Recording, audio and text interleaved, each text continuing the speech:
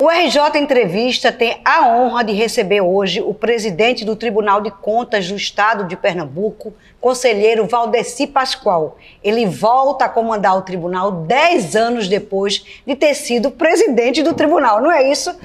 Isso, Roberto, um prazer estar aqui com você. Prazer é todo meu, uma honra recebê-lo. Para poder contar um pouco mais, eu queria inclusive começar perguntando uma coisa bem óbvia. O que é que faz o Tribunal de Contas do Estado de Pernambuco? Isso, Roberto, muito importante essa pergunta, porque muitos desconhecem esse papel. Você tem uma ideia, eu fui presidente da Tricom, Associação dos Tribunais de Contas do Brasil, também há 10 anos atrás, durante 2 mandatos, e fizemos uma pesquisa nacional pelo IBOP, uma parceria do IBOP com a CNI. E fizemos várias perguntas sobre tribunais de contas. E o resultado, Roberto, é que apenas 17% da população brasileira sabe dizer alguma coisa sobre tribunais de contas. É muito pouco. Então é importante essa oportunidade para a gente falar um pouco do papel do tribunal. A primeira coisa que o cidadão precisa saber é que cada centavo arrecadado do cidadão contribuinte que paga impostos, ele tem um órgão que fiscaliza a correta aplicação desses recursos. Esses recursos são arrecadados via tributos, vai integrar o que se chama orçamento público, que é o planejamento de onde vai gastar, com pessoal, com obras, e o gestor tem a obrigação de prestar contas, porque o dinheiro não é dele. O presidente, governador, ministro, secretário, vereador, todos que aplicam recursos têm o dever de prestar contas periodicamente. E quem é o órgão por excelência? É dito pela Constituição Federal, encarregado de analisar, fazer a fiscalização, muitas vezes indo lá onde o gasto está sendo realizado, e depois trazer para os membros julgadores, que são no âmbito estadual os conselheiros, para julgar. Esse órgão é o Tribunal de Contas do Estado, quem faz isso. Então vamos dizer assim, o Tribunal de Contas é o órgão que fiscaliza como é usado o dinheiro público. Exatamente, isso resume bem, fiscaliza e julga a correta aplicação dos recursos. E quando encontra mal feito, quando encontra irregularidades graves, pode até rejeitar essa conta. Isso também tem consequências graves para quem comete irregularidades. Então a gente vê, vez por outra no noticiário, foi rejeitada a conta de tal prefeito, foi rejeitada a conta de tal governador.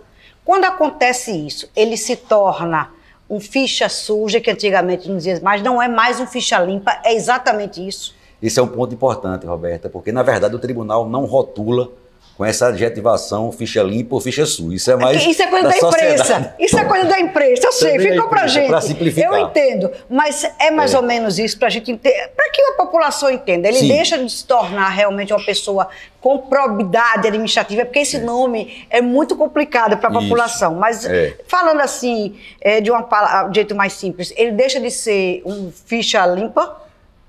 É mais ou menos isso. Veja só, é porque é o seguinte, uma das causas da inelegibilidade, quer dizer, um candidato, um gestor não poder ser candidato, é quando tem as contas julgadas irregulares pelo Tribunal de Contas, irregularidade grave. Por exemplo, esse ano é ano eleitoral nos municípios. Exatamente, é isso que eu quero falar. Esse ano é o ano que chega aquela lista. Exatamente. Que a gente não diz mais que é do ficha suja, mas é uma pessoa que está aqui, não pode... Gestores que tiveram contas irregulares. Irregulares. Para o tribunal é apenas isso. E isso é muito importante. Veja, o tribunal analisa, a lei eleitoral diz, olha, tribunal, pegue o nome dos gestores que tiveram contas irregulares e não tem mais recurso no âmbito do Tribunal de Contas, pegue os últimos 8 anos e mande para a Justiça Eleitoral.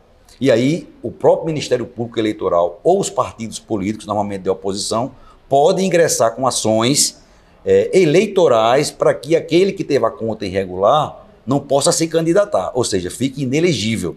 Então, veja, a lista é importante, ela mostra um comportamento dos gestores ao longo das suas gestões, mas por si só, ela não gera a inelegibilidade. Precisa alguém reclamar, entrar com ação. E os casos mais graves podem gerar a inelegibilidade. Não é todo o caso. Tem muitos gestores que cometem irregularidades, vamos dizer assim, de porte médio, que não vai ter a força de impedir ele de se candidatar, que tem que ser uma coisa grave, dolosa, um desfalque, uma corrupção. Então, de fato, essa análise que o tribunal faz das contas pode, em tese, levar até a inelegibilidade. O gestor pode ter que devolver recursos quando aplica erradamente ou acima do que é devido. Ele pode ser multado também, e muitos fatos podem levar à inelegibilidade ou, como você falou no início, até a improbidade e ações penais também, nos casos mais graves. Mas antes disso, tem todo um tribunal educador que orienta os gestores, que também é uma pegada muito atual dos tribunais. Antes de falar nesse tribunal educador, eu queria saber desse tribunal que está elaborando essa lista já está sendo elaborada? Sim, essa lista, na verdade, ela é quase permanente, porque o que é que a lei eleitoral diz? Pegue até 5 de agosto... Eita, que a data está chegando, tic-tac aí, políticos. Até 5 de agosto, o tribunal entregará à Justiça Eleitoral a conta daqueles que foram irregulares nos últimos 8 anos. E quem está encarregado hoje no âmbito do TCE de Pernambuco dessa lista é o vice-presidente, o conselheiro Carlos Neves. Eita, Carlos Neves, conselheiro Carlos Neves, deve estar todo político correndo atrás de Carlos Neves nesse momento. E vindo agora para cá, até troquei uma mensagem com ele, porque esse ano a gente vai ter um diferencial. É que, além da listagem com o nome do gestor público dos últimos 8 anos, com a conta irregular, o cidadão vai poder, a partir do site Tome Conta, que é um site que a gente tem, gente, que é o olha site que da novidade, transparência. com esse site Tome Conta, a gente vai saber o nome de todo mundo. E vai clicar, Roberto, esse é o diferencial, vai clicar no processo para saber o que levou àquela irregularidade, se foi, não aplicou em educação, se não aplicou em saúde, se extrapolou o limite da lei de responsabilidade fiscal em matéria de pessoal, de gasto com pessoal, se foi desfalque, desvio de dinheiro. Se foi corrupção. Então vai saber o motivo, não só o fato está na lista. O fato está na lista é porque tem coisas relevantes. Mas ainda o cidadão vai ter acesso ao detalhe dos fatos causadores dele constar daquela lista. E normalmente são informações preciosas, porque a gente vive um momento de desinformação, de fake news. Tem muito isso. E vocês da imprensa, né, da imprensa tradicional e jornalismo sério como o que você faz, tem essa responsabilidade de informar corretamente. E esse dado que o tribunal traz para a sociedade é de extrema relevância no momento de polarização, no momento de redes sociais, de fake news. É uma informação objetiva. Como foi que aquele gestor se comportou naqueles 8 anos? Foi dessa forma. Presidente, o senhor falou aí que o tribunal tem também essa função de educar. Sim. Né? E o senhor está querendo aproximar, o senhor falou na sua posse, de aproximar o tribunal da população. Isso. De que forma o senhor pretende? Eu sei que o senhor está lançando um novo site. Sim. E também as redes sociais para aproximar o tribunal. Isso, Roberta. Isso é um desafio que a gente colocou como uma prioridade. Em primeiro lugar, você falou aí, o tribunal educador que orienta a gestão. Então, tem um primeiro aspecto que é a relação do tribunal com os gestores públicos. É uma relação, primeira coisa, de respeito. A gente não tem aquela presunção de que está sendo cometida irregularidade, a gente confia, em princípio, em todos os gestores do estado de Pernambuco e dos municípios. Procuramos compreender as dificuldades que eles passam no dia a dia, né? Tem realidade de município que tem dificuldade de recrutar pessoal, de admitir pessoal qualificado. Então a gente procura ter essa compreensão. Para isso a gente tem a escola de contas com capacitação, muitas vezes até gratuita, ou a um custo muito baixo para os municípios mais necessitados. Porque o gestor, às vezes, tem dificuldade realmente de saber como gerir as contas. Ele tem, às vezes, pouca escolaridade. Não tenha dúvida. Eu trabalhei no TRE muitas vezes e eu sabia que o gestor, às vezes, sabia só juntar letrinha, não tinha uma alfabetização. Sim. Mesmo um gestor de cidades menores, sim, ele tem dificuldade. É verdade. Isso é uma realidade dos pequenos, sobretudo dos pequenos e médios municípios. Você vai para o nível do estado, não. Aí já tem uma estrutura de cargos, uma carreira com mais estabilidade. Mas um gestor de um pequeno município, um vereador de um pequeno município tem dificuldade. Tem dificuldade. Então o tribunal tem esse papel educador, de orientar com recomendações, com cartilhas. Agora mesmo, nessa parte da eleição municipal, a gente lançou uma cartilha que explica em detalhe como ele deve se comportar agora, as vedações que existem da lei eleitoral. Você trabalhou na Justiça Eleitoral. Tem a lei eleitoral que estabelece, não pode isso em matéria de contratar pessoal, não pode isso em matéria de obra, de ajudar, de auxílio, salvo se estiver devidamente justificado numa emergência. Então, o tribunal tem esse papel, a cartilha ensina isso e a cartilha também cuida da própria transição. Antigamente, Roberto, você tinha as transições de governo, o prefeito que saía, por exemplo, dizia, deixei tudo. E o que entrava dizia, não encontrei nada. Hoje em dia tem uma lei estadual, uma lei complementar estadual, até da autoria da atual governadora Raquel Lira, na época. Eu era vice-presidente do TCE, isso foi em 2013, 2014, e até incentivei ela a propor essa legislação, que é a lei que regula a transição, e o tribunal é o fiscal dessa lei, para que não haja descompasso, descontinuidade. As políticas públicas têm que continuar independente do gestor. Claro que ele vai dar a marca dele depois, mas aquilo que está em andamento tem que ser concluído.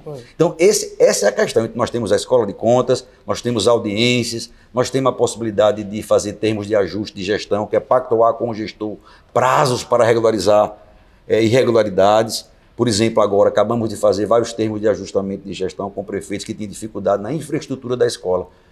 Como é difícil uma criança estudar, Roberta, numa escola que o banheiro não é bom, que a merenda não é de qualidade, então fazemos um termo, quando você pode regularizar isso, por causa da dificuldade de recursos. Não, daqui a 3 meses a gente faz um pacto e volta lá, e isso tem dado um resultado incrível. Então esse é um papel também do tribunal. Do tribunal, orientar e educar e ser parceiro do gestor, sem prejuízo de poder julgar com severidade aqueles casos mais graves. Isso é uma coisa. Então é o tribunal com o gestor.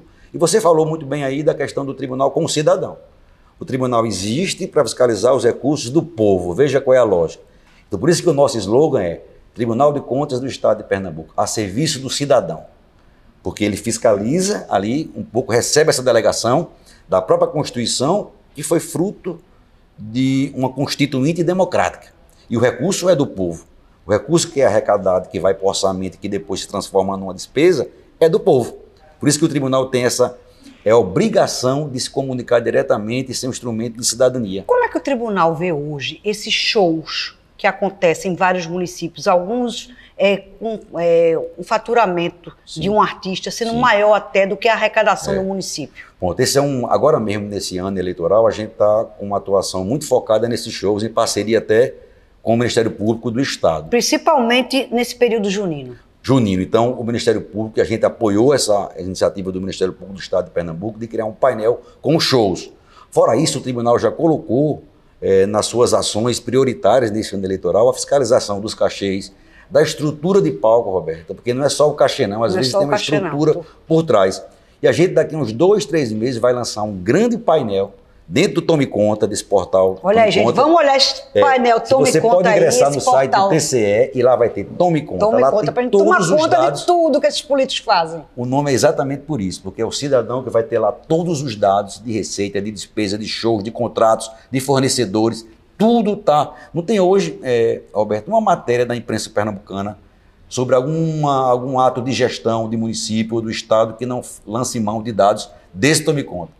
Checamos, não Tome Conta e vimos que pagou-se tanto, tudo está lá. Então é um local realmente muito importante. E esses shows, a gente vai lançar um painel que vai trazer todos os grandes shows, não só do São João, do Carnaval, de festas de padroeira. Agora, os tribunais sabem separar bem aquilo que é interesse público, aquilo que é da tradição nossa, o São João no Nordeste, São João em Pernambuco. Tem muitos municípios que têm essa tradição e o tribunal vai olhar, mas não é qualquer olhar do preconceito. É olhar realmente a lisura e a questão dos preços se estão pactuados. Não é aquele preconceito contra a festa. A festa é uma política pública e muitas vezes atrai renda, atrai emprego, tem a classe artística que precisa também ser ajudada e a população que gosta. Isso é uma coisa, mas tem que fazer nos termos da lei. Então a gente vai lançar esse grande painel para que o povo também possa controlar isso. Por exemplo, e o próprio gestor, lá do município pequenininho, vai contratar fulano de tal e aí vai ver quanto foi que ele cobrou nas outras. Então ele vai ter uma referência para poder dizer, se pediu tantos mil, está muito fora do que ele vem cobrando. Por quê? Por que isso? Então a gente vai aumentar essa fiscalização, separando aí o joio do trigo para punir aqueles que se afastaram da moldura legal, mas também apoiar e incentivar aquele bom gestor que quer fazer apenas incentivar aquela tradição e com isso angariar recursos e distribuir renda no âmbito municipal. E como é a relação do Tribunal de Contas do Estado hoje com as redes sociais? Porque muita gente hoje se informa sem ser pelos sites, acaba se informando ali no dia a dia, pelo telefone, nas redes sociais. O Tribunal de Contas está presente nas redes sociais para a gente seguir o Tribunal de Contas do Estado? Roberto, está presente sim, vou falar sobre isso, mas antes, só pegando o gancho que eu não respondi na outra pergunta, nessa relação com o cidadão, o tribunal agora aperfeiçoou o seu site.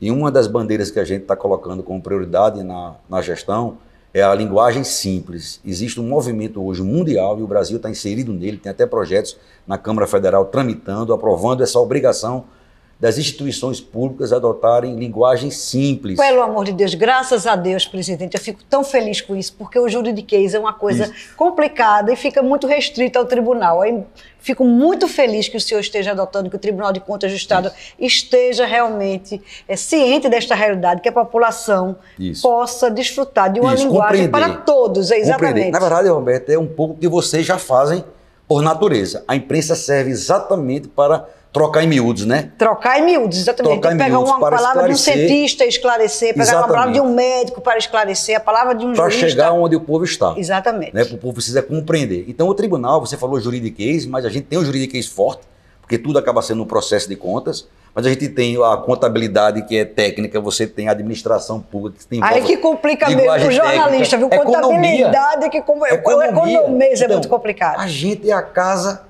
da linguagem técnica, precisa traduzir isso para que o povo possa. Então, o nosso site agora, toda a matéria de julgamento de contas está lá. A matéria já é feita na nossa comunicação institucional, ela já é feita a partir de uma linguagem simples. Fora isso, ainda um resumo. E ainda criamos um ícone no nosso site chamado TCE Esclarece, que é de combate à desinformação. Às vezes, não na imprensa oficial, séria, que tem CNPJ.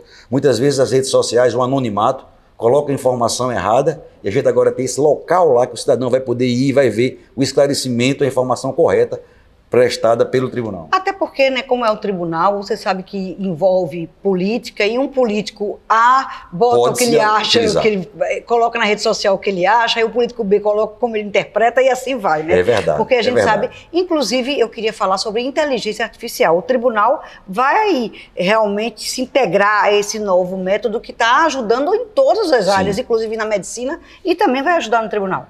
Roberto, esse é um tema do momento e também escolhemos, até criamos hoje um departamento específico no tribunal só para desenvolver a inteligência artificial. Agora, em agosto, a gente vai realizar, em parceria com as entidades nacionais dos tribunais de contas, a Tricom e o Instituto Rui Barbosa, um congresso, o primeiro congresso dos tribunais de contas de inteligência artificial.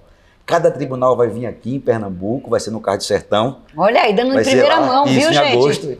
É primeira mão mesmo. Primeira mão de inteligência artificial. E naquele contexto do Porto Digital, né, dessa pegada tecnológica. Que nós temos, né, somos pioneiros aqui, um dos grandes players do Estado, aliás, do Brasil. Isso. Então, o tribunal tem um quadro nessa área de tecnologia da informação muito competente, concursado, e desenvolveu uma primeira ferramenta de inteligência artificial nossa, que é chamada Aurora, em homenagem à Rua da Aurora, mas também a questão da luz, do alvorecer, da ajuda que ela pode ajudar a gente, né? Sabendo que a inteligência artificial, ela vai facilitar muita coisa. Ela faz... Roberto, imagina assim um processo com 300 páginas de relatório e ela resumir, sem perder a essência, sem perder o principal, resumir em 10 minutos. Coisa que a gente ia ter que ler e fazer ali com calma, perder 3 dias, vai ser feito em 10 minutos. Até análise de votos, sugerir votos, por exemplo, com base em precedentes meus e do próprio tribunal. Claro,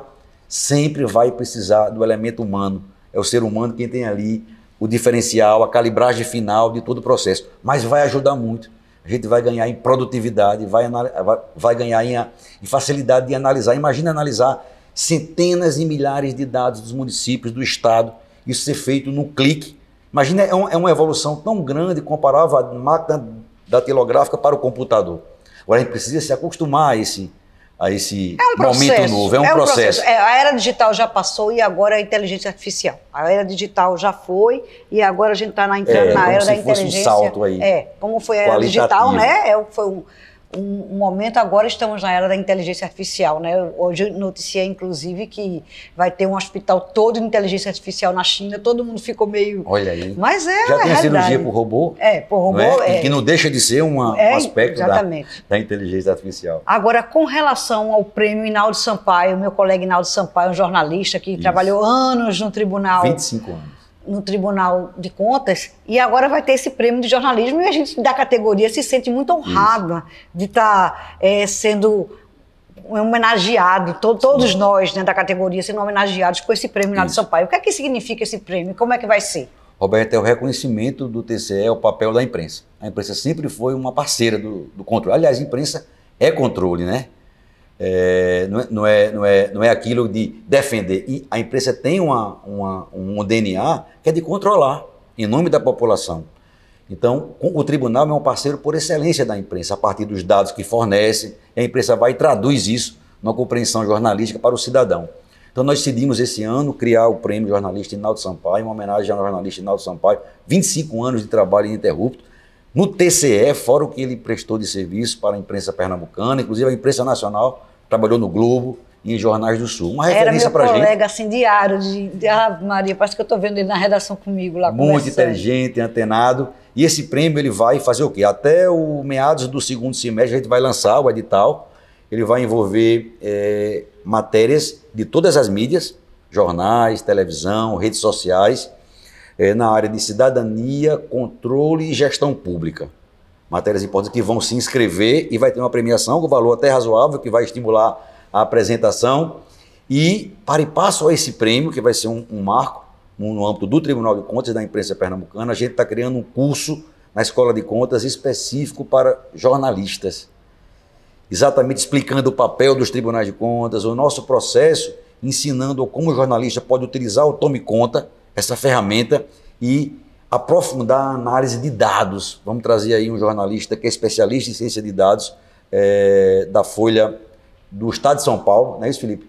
O nome é Fábio Vasconcelos, é uma referência nessa área. Ele veio uma vez para o Congresso dos Tribunais de Contas e foi muito bem recebido. Vamos trazer ele aqui e oferecer esse curso gratuito para o jornalista fazer. Então, nessa relação com a imprensa, porque a gente compreende a importância da imprensa, sobretudo nesse contexto mundial de desinformação, de fake news, a gente tem que estimular a imprensa séria para que ela possa, de fato, ser um parceiro do cidadão no final. É porque, na realidade, hoje em dia, a gente vê, né, presidente, que cada um tem o seu canal, cada um já nasce com o seu canal, Sim. seja de rede social, seja de YouTube, seja o que for. Então, Sim. cada um dissemina a sua informação do jeito que quer. Isso. Então, as pessoas têm que entender que existem canais sérios. Isso.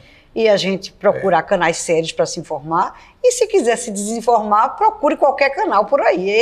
Essa é a grande diferença. É verdade. E esse respeito, esse reconhecimento do papel da imprensa, que é fundamental nesse contexto. A gente vive uma crise da democracia, ela é mundial, as instituições são garantidores da democracia e há, de fato, uma crítica exacerbada, uma polarização que se mistura com política. Isso é um momento muito desafiador. Veja o papel da imprensa na pandemia, com aquele consórcio de divulgação, quando existia uma dificuldade para divulgar dados oficiais da pandemia, a imprensa teve que se unir, de fato, já ganhou até prêmios no nível internacional, porque se uniram e passaram a divulgar por conta própria os dados. Agora, presidente, tem uma bandeira sua muito interessante nessa gestão, que é fiscalizar as obras inacabadas. Sim. Porque isso aí é o dinheiro público Sim. que está indo pelo ralo. A gente sabe a quantidade de obras inacabadas no estado, em vários municípios. E é o que mais dói na população, é isso. É você ver uma obra anunciada, né? Você vê o pontapé inicial, você vê a obra começar e depois a obra virar o que a gente chama um elefante branco. Sim. O que é que o senhor realmente pretende fazer para fiscalizar cada obra inacabada? Esse é um tema tão atual, né, e muito relevante. Há algum tempo o tribunal divulga anualmente essa estatística, esses dados de obras inacabadas em Pernambuco, tanto no nível estadual como no nível dos municípios. Um detalhe importante, Roberto, é que, em princípio, o controle é parecido com a imprensa, a gente mostra o que tem de errado. Mas é preciso a população saber que grande parte das obras, a grande maioria, tem início e fim. Mas elas não são destaques, pelo menos no âmbito do controle, né? Mas no âmbito do político quando o político termina a obra, ele vai lá e mostra. Aí a gestão, isso aí a gente sabe. Pronto, a gestão tem o dever de mostrar aquilo que acabou e faz isso todos os dias, né? Mas o controle é mais chato. Agora, quando não acaba, o político esconde. Pronto, o controle vai onde tem problema. E a gente sabe, eu queria aqui aproveitar a sua oportunidade para dividir um pouco dois tipos de obras inacabadas. Tem aquelas obras que, pela natureza, pela complexidade dela, enfrenta problemas durante a execução. E a gente sabe que isso acontece com nós próprios em casa. Vá fazer uma reforma na sala, vá fazer uma reforma na cozinha. Contrate alguém que, em princípio, era da sua confiança, foi uma indicação boa e que atrasa na entrega. Então, existem problemas naturais que o gestor público enfrenta, parecido com o que o cidadão, na vida privada, enfrenta. Isso é preocupante? Mas a preocupação do tribunal é com aquele outro tipo de obra paralisada. É aquela que decorre de projeto mal feito, que não foi planejada direito, a licitação não foi feita corretamente, foi pago valores a maior do que o contratado, ou às vezes com serviços que não foram nem autorizados, não estavam nem no contrato. Então, esse é o problema. Então, nesses casos graves, o tribunal, além de divulgar aquela lista que para o controle social, para o cidadão saber, a imprensa saber e fazer a sua análise, o tribunal abre auditorias específicas em cada obra daquela. Não tem uma obra daquela que foi divulgada que não tem um processo por trás, chamando o gestor para explicar certo? Dá suas justificativas, o motivo, e quando não tem motivo justo, o processo é julgado irregular, com todas aquelas consequências que a gente falou aqui no início da entrevista. Agora, em relação a essas consequências, ele vai para o Ministério Público, é isso? Não, o tribunal já pode julgar aquela obra irregular. E, por exemplo, aplicou a mais, tem desperdício de recurso público, mandar devolver. Quando o tribunal toma uma decisão, Roberto, e diz, devolva, gestor, não é com o dinheiro do público não, é com o dinheiro dele. Porque ele causou na sua gestão, ele tem a obrigação de ser eficiente e de ser legal. Quando o tribunal diz devolva, é como se fosse um cheque que o tribunal dá para a procuradoria executar. Já entra numa fase de execução. É muito mais fácil reaver esse recurso. Só que o tribunal, cada vez mais, quando se depara com obras difíceis, atua preventivamente. É um ponto que eu queria falar aqui, Roberto. É como se fosse numa linguagem médica, o tribunal procura hoje cada vez mais fazer biópsia na gestão ao invés de autópsia.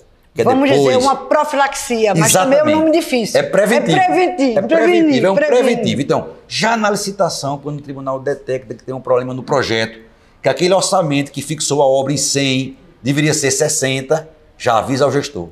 São as cautelares, que você vê falar muito no dia a dia da imprensa. O tribunal toma uma cautelar pedindo para parar aquela licitação, parar aquela obra.